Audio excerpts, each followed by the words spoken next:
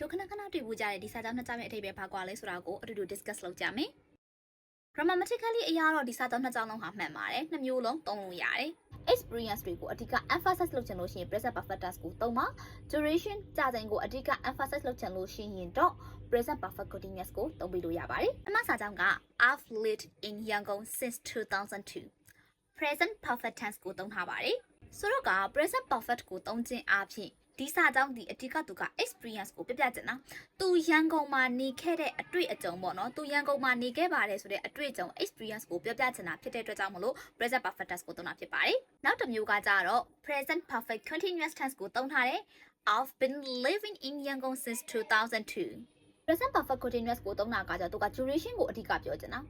ငါဒီရန်ကုန်မှာနေတာကွာ2002ခုနှစ်ခရဲကတက်မဲ့ဆိုလို့ရှိရင်ကြားလာပြီဆိုတဲ့အဲ့ duration ကို emphasize လုပ်ချင်တာဖြစ်တဲ့အတွက်ကြောင့်မလို့ present perfect continuous ကိုသုံးတာဖြစ်တယ်လို့ကျွန်တော်ကသတ်မှတ်လို့ရတယ် formal အားဖြင့်ပြောမယ်ဆိုလို့ရှိရင်တော့ပေါ့နော်ဒီနှစ်ခုကိုရှင်းတဲ့အခါမှာရိုးတာမှငါဒီမှာနေလာတာက2002ခုနှစ်ခရဲကကွာလို့တာမှန်ပြောချင်တဲ့အခါမျိုးမှာဒီ present perfect continuous ကိုသုံးတာကတော့ပို့ပြီးတော့မှ suitable ဖြစ်တယ်ပေါ့နော်အဲ့လိုမျိုးကျွန်တော်သတ်မှတ်လို့လည်းရတယ်ဒါပေမဲ့ပြောတဲ့ပုံစံပေါ့စကားပြောတဲ့ speaking ဆိုလို့ရှိရင်လည်းပြောတဲ့ပုံစံပြောတဲ့အနေအထားပေါ်မှာမူတည်ပြီးတော့ကွက်ပြတ်ဆန်းဆန်းသွားလိုက်မယ် writing ရေးတဲ့ဆိုလို့ရှိရင်လည်းကိုရေးတဲ့စာပိုက်ပေါ်ကိုရေးတဲ့ sentence ပေါ်မှာမူတည်ပြီးတော့ကွက်ပြတ်သွားလိုက်မယ်ဥပမာလေးတစ်ချက်ပေးပြမယ်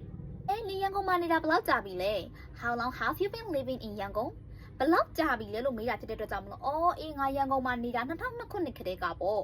I've been living in Yangon since 2002 ကြာလာပြီပေါ့ဟာ2002ခုနှစ်ခရဲကပေါ့ duration ကိုပဲအဓိက emphasize လုပ်သွားချင်တာဒါကြောင့်မလို့ present perfect continuous ကိုသုံးသွားတာနောက်တနည်းဘယ်လိုအချို့ကဘယ်လိုမှတ်ကြလဲဆိုတော့ဒီ2002ခုနှစ်ခရဲကနေလာတာအခုလက်ရှိအချိန်ထိလည်းနေသေးတယ်တောက်လျှောက်နေတယ်ဒါဆိုရင်လည်း present perfect continuous ကိုသုံးနေဆိုပြီးတော့မှတ်တာလေအဆင်ပြေပါတယ်ခုကကြတော့နေရန်ကုန်မှာနေတာကြာပြီလားနေအဲ့ဒီဆိုင်လေးကိုကြားဘူးလားရင်အဲ့ဒီဆိုင်လေးကိုနေရောက်ဘူးလားဒါဆိုလို့ရှိရင်ငါရန်ကုန်မှာနေလာတာကတော့2002ခုနှစ်ခရဲကပဲ